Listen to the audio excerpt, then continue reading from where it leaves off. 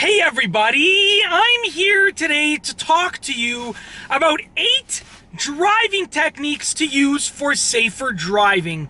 In this video, I'll be covering 8 specific driving techniques that will help you and allow you to be a safer driver. Now let's get right to it. Driving technique number 1 is to look further ahead. Now most people, especially when they first get their license, tend to look at the car in front of them. And although that's not a horrible thing to do, it's far from the best thing that you can do. You should look further ahead when you're driving. First and foremost, when you are actually driving in the center of a lane, you're driving straight in a lane, looking further ahead will actually allow you to spot the brake lights of a car that is 4 or 5 cars ahead. And what that does, that gives you advanced warning for when the car in front of you is going to brake. So it will actually decrease the likelihood of you getting into an accident. Also, when you're steering the car, when you're turning, it's advisable to look further ahead. When you look further ahead, what happens is you actually steer much smoother, okay? So you actually become better at actually steering the car when you look further ahead. So that's the first driving technique that I would recommend, looking further ahead. Driving technique number 2 is to increase the following distance between you and the car in front of you. Now, most people will follow the recommended following distances, but I would recommend that if you just increase it by something like 1 car length from your regular following distance, what happens is you actually have more reaction time to react to what happens ahead of you. So let's say you have a regular following distance that you generally use when driving on a main road, okay?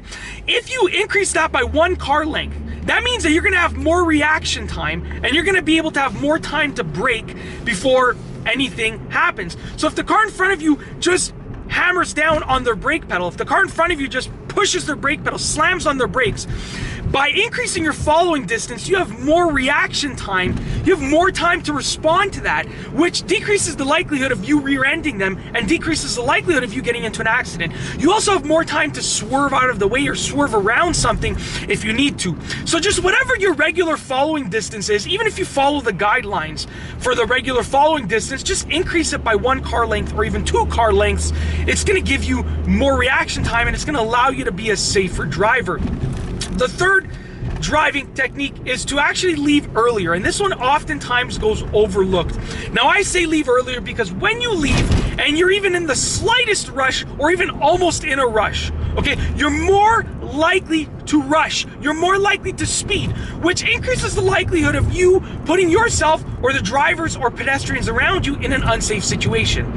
So let's say you regularly leave at 7 o'clock a.m. to go to work, and sometimes you're cutting it really close, you're getting to work just on time.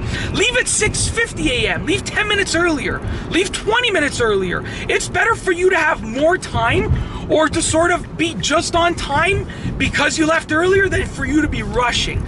So by leaving earlier, you're gonna have less of a feeling of anxiousness in order to get where you need to be, which automatically translates into you being a safer driver, which helps you, the other pedestrians around you, and the other drivers around you.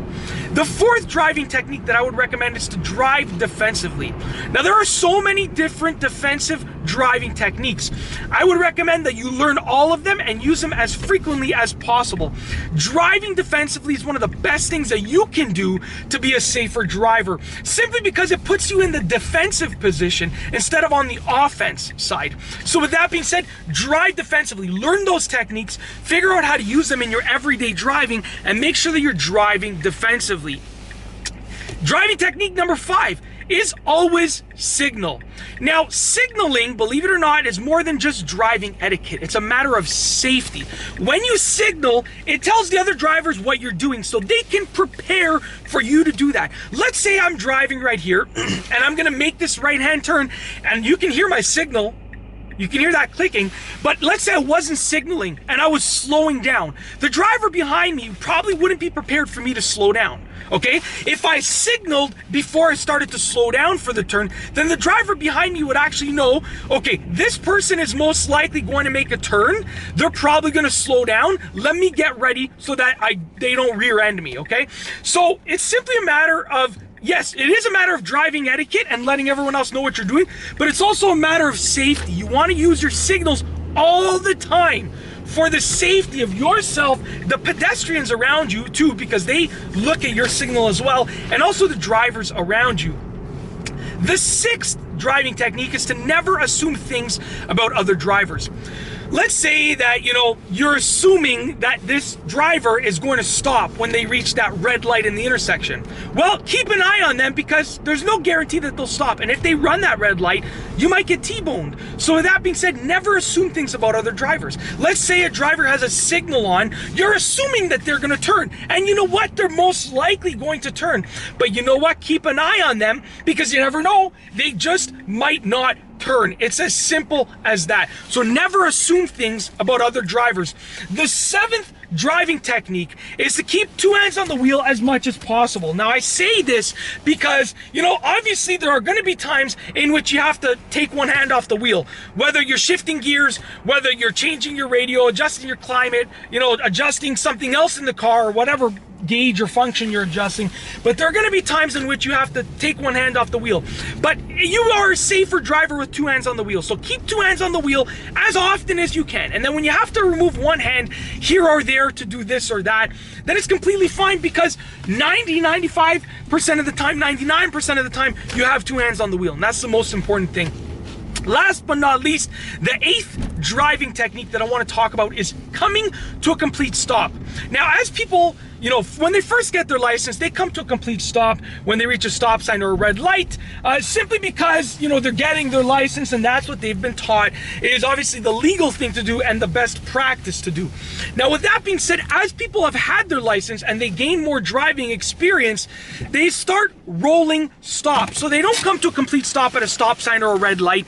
And that puts themselves and everyone else in danger because when you roll a stop, you don't have enough time to completely check and even double check that it's okay and safe to proceed. I've seen people roll stop signs and sure, you know what? A good portion of the time they're able to check on time, but sometimes they almost cause an accident simply because they don't have enough time to fully check, or they didn't expect that pedestrian to be there, or they didn't expect that car to be there. They just assumed that there was nobody there and nothing there. So with that being said, come to a complete stop. Make it a good driving habit. Always come to a complete stop at a red light, a stop sign, whenever you are supposed to stop. And that's basically it. In this video, I've gone over 8 driving techniques that you can use for safer driving. If you want to be a safer driver, use these 8 techniques and become the safest driver that you can be. If you like this video, be sure to give it a thumbs up. Let me know what you think down below as a comment. What are some other driving techniques and tips that you can use to be a safer driver? Let me know as a comment down below. And of course, be sure to subscribe for more great car and driving videos just like this one. And that's all I have for you today. Thanks for watching.